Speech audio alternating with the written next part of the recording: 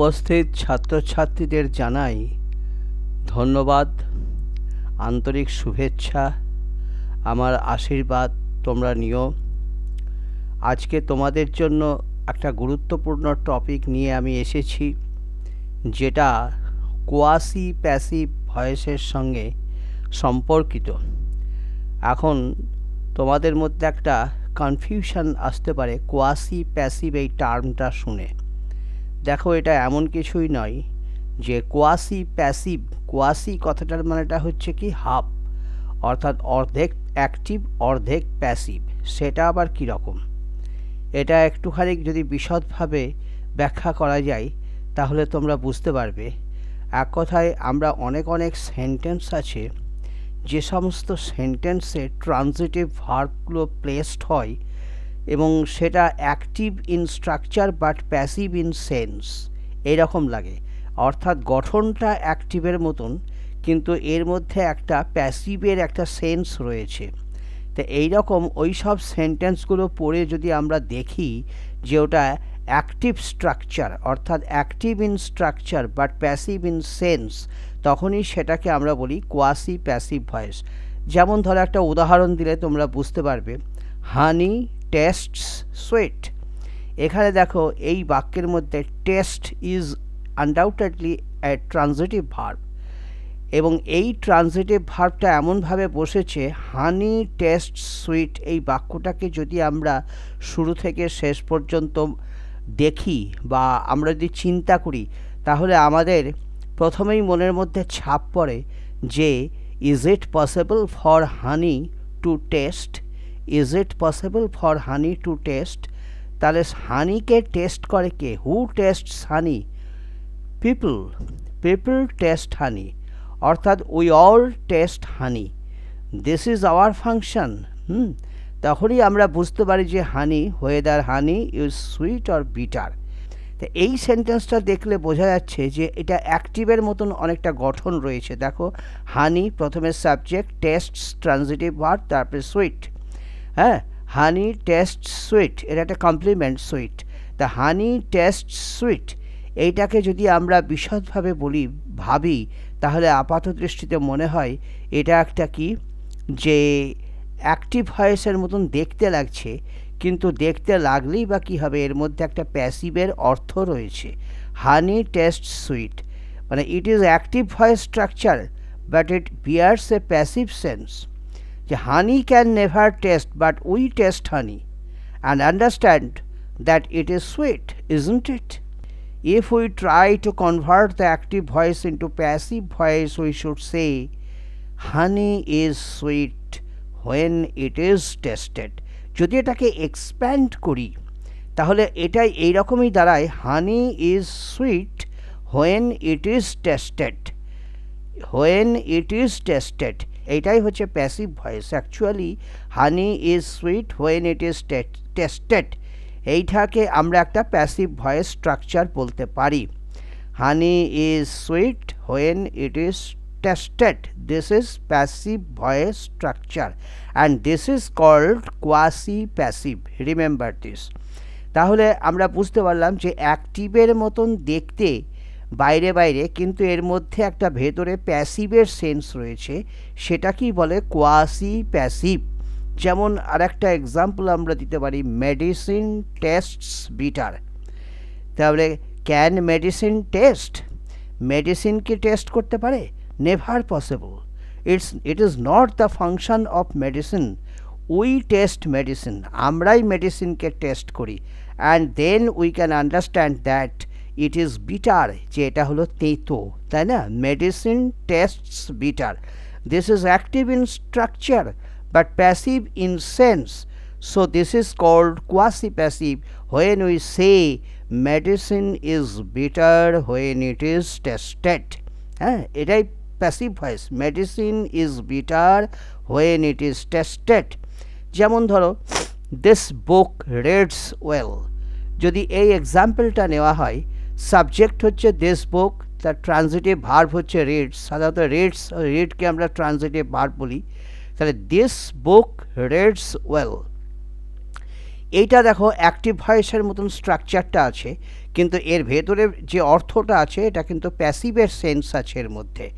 তখন এটাকে যদি আমরা এক্সপ্যান্ড করি তাহলে আমরা কি বলতে পারি? তখন প্যাসিভ ভয়েসে আসতে পারে এটা যখন আমরা বলি this book sounds to a reader well when it is red.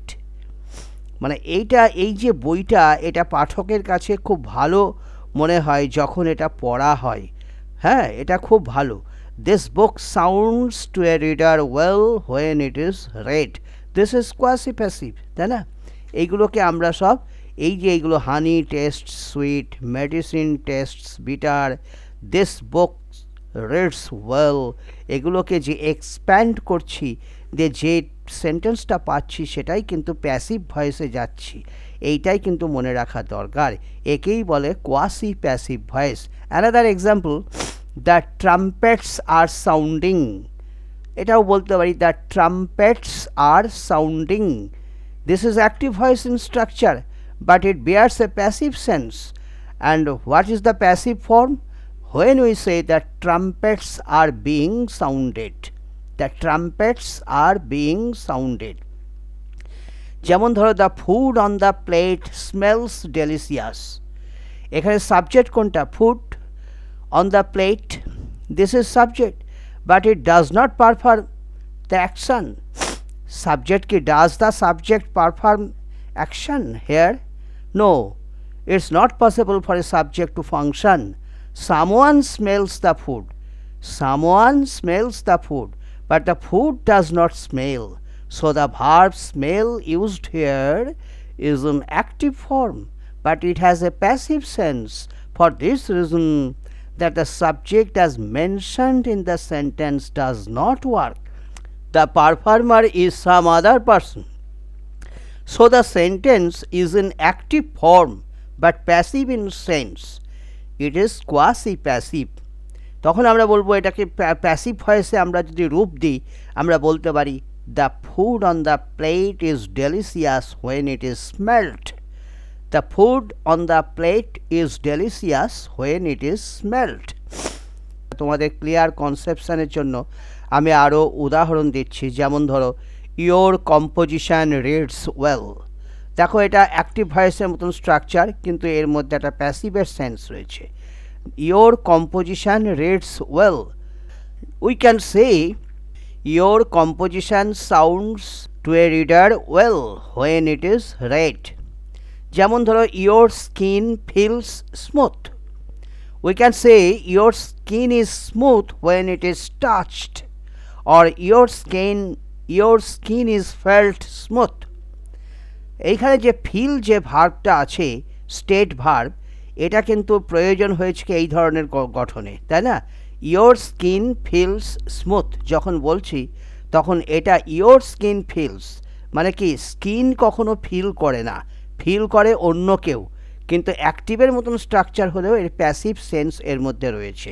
তখন আমরা বলতে পারি your skin is smooth when it is felt. যখন এটাকে অনুভব করা হয়, বা হোয়েন ইট ইজ টাচড, যখন এটাকে স্পর্শ করা হয় তখন মনে হয় তোমার চামড়াটা হলো মসৃণ। Your skin is smooth when it is touched. এইভাবে এটাকে আমরা এক্সপ্যান্ড করে প্যাসিভ স্ট্রাকচারে আনতে পারি। একেই বলে কোয়াসি প্যাসিভ। যেমন ধরো the bed feels soft. The bed is soft when it is felt. The bed is soft when it is felt. Your voice sound sweet. Your voice is sweet when it is heard, বা when it is sounded, or when it is heard. তখনই আমরা বুঝতে পারি তাহলে your voice sounds sweet, তোমার কণ্ঠস্বরটাকে মধুর মনে হয়, তাই বলতে পারি your voice is sweet when it is hard or sounded. যেমন ধরো the novel raids funny. The novel raids funny, এটা ঠিক যে নোভেল পড়ে না, নোভেল অন্য একজন পড়ে, someone reads the novel, but the novel does not read. The novel reads funny যখন বলছি অ্যাক্টিভ ইন স্ট্রাকচার, এর মধ্যে একটা প্যাসিভের সেন্স রয়েছে এবং সেটা এক্সপ্যান্ডেড হলে আমরা এই রকম একটা অর্থ পেতে পারি, the novel is funny when it is red. The novel is funny, যখন এটাকে পড়া হয় তখনই এটা খুব মজার মনে হয়, কৌতুকময়। The novel is funny when it is read. Rice sells and 100 rupees a kilo. Rice sells 100 rupees a kilo. এখানে দেখো rice sell, does rice sell? Never possible. হ্যাঁ, সামওয়ান সেলস রাইস, কেউ না কেউ চালকেই বিক্রি করে। তো এখানে যে স্ট্রাকচারটা, এটা কিন্তু অ্যাক্টিভের স্ট্রাকচার, কিন্তু এটা প্যাসিভের সেন্স রয়েছে। Rice sells at 100 rupees a kilo. তখন আমরা বলতে পারি এটাকে এক্সপ্যান্ড করে, rice costs at 100 rupees a kilo when it is sold. হ্যাঁ, rice costs at 100 rupees a kilo when it is sold. যেমন ধরো, the giant's voice sounded harsh. The giant's voice sounded harsh. The giant's voice was harsh when it was sounded. The giant's voice was harsh when it was sounded. যেমন ধরো, stone does not feel smooth. এটা দেখো, stone does not feel smooth. Stone is not smooth when it is felt. যেমন ধরো, এখানে complement ছাড়া একটা বাক্য দিচ্ছে, without complement. The bell is ringing. The bell is ringing, মানে the bell does not ring, someone rings the bell. The bell is ringing যদি বলে the bell is being rung. The bell is being rung. The house is finishing. The house is being finished. উপরে যে সমস্ত বাক্যগুলো আলোচনা করা হলো, দেখো এখানে যে সেই সমস্ত বাক্যগুলোতে যেসব সাবজেক্ট রয়েছে, সেই সাবজেক্টগুলো কিন্তু নিজে কাজ করছে না, কারণ ওই ধরনের সাবজেক্ট কাজ করতে পারে না, অন্য কেউ কাজ করে। তাহলে এখানে সাবজেক্টটা যেটা অ্যাক্টিভ ভয়েসের স্ট্রাকচারে রাখা হলো, এটা কি সত্যিকারের সাবজেক্ট? না, এটাকে প্যাসিভলি ইউজড করানো হয়েছে। এটা প্যাসিভলি ইউজড হয়েছে, অর্থাৎ এটা গ্রামাটিক্যালি সাবজেক্ট, কিন্তু যদি আমরা সেম্যান্টিক্যালি চিন্তা করি তাহলে it is not a subject at all. হ্যাঁ, semantically it is not a subject, কিন্তু গ্রামাটিক্যালি ইট ইজ সাবজেক্ট। এখানে যখন প্রথমে দ্য বেল ইজ রিঙ্গিং, আমরা যদি বলি এই কথাটা, the bell is ringing, this is the example sentence which tells us that the word the bell is passively used here as subject, but the bell has no capacity to do the work. We do the work, the bell never does the work. তাই না? So the bell semantically is object, but grammatically it plays a role of subject, though it does not perform anything. এখানে যে ভার্বটা ring, যে ভার্বটা আছে, এটা এমনই একটা ভূমিকা গ্রহণ করছে, একদিকে আমরা ভাবছি এটা সাবজেক্ট, আবার অপর দিকে আমরা ভাবছি এটা অবজেক্ট। এই জন্য এই রিংটাকে বলা হচ্ছে কোয়াসি প্যাসিভ ভার্ব। যখন আমরা চেঞ্জ করি এটাকে প্যাসিভ ভয়েসে, তখন আমরা এটা কোয়াসি প্যাসিভ ভয়েসটা পাই কি বলে? The bell is being rung, this is passive, আর দ্য বেল ইজ রিঙ্গিং এটা অ্যাক্টিভ। সেরকমভাবে আমরা বলতে পারি the voice of cuckoo sound sweet. The voice of cuckoo is sweet when it is heard. এখানে যে the voice of cuckoo sound sweet, এখানে the voice of cuckoo grammatically subject, but semantically it is object, it is not a subject at all. যদি আমরা মিনিংয়ের দিক দিয়ে চিন্তা করি, তাহলে এখানে দ্য ভয়েস অফ কাক্কুর যে ভার্বটা আছে সাউন্ডস, এই সাউন্ডস যে ভার্বটা আছে, এটাকে আমরা দুটো অর্থে পাচ্ছি। একদিকে হচ্ছে কি অ্যাক্টিভের গঠনের দিকে এসেছে, গ্রামাটিক্যালি এটা সাবজেক্ট হিসেবে প্লেসড হয়েছে, সাউন্ডস ভার্বের subject the voice of Kakku, কিন্তু অর্থের দিক দিয়ে দেখা যাচ্ছে কি এটা অবজেক্ট হচ্ছে দ্য ভয়েস অফ কাক্কু। এইরকম এটা একটা দুটো, এই সাউন্ডস ভার্বের দুটো রোল এখানে দেখা যাচ্ছে, সেই জন্যই এটাকে বলা হচ্ছে কি কোয়াসি প্যাসিভ। তাই কোয়াসি প্যাসিভ যখন আমরা এটা করি, তখন আমরা বলি the voice of cuckoo is sweet when it is heard, তাই না? It ultimately proved false, it was false when it was proved by someone. It ultimately proved false, এটা শেষ পর্যন্ত প্রমাণিত হয়েছিল মিথ্যা বলে। এটাকে যদি আমরা প্যাসিভ ভয়েসে আনি, it was false when it was proved, এইভাবে আমরা এটাকে বলি। এই হচ্ছে কোয়াসি প্যাসিভের নেচার। এটাকে তোমরা আত্মস্থ করো, বাড়িতে একটু বোঝার চেষ্টা করো। আশা করি তোমরা সফল হবে। ক্লাসটা আমি আজকে এখানে শেষ করছি। আর একবার তোমাদের আন্তরিক ভালোবাসা ও আমার আশীর্বাদ দিয়ে আমি ক্লাসটা শেষ করছি। পরের ভিডিওর জন্য আবার তোমরা অপেক্ষা করো, কেমন?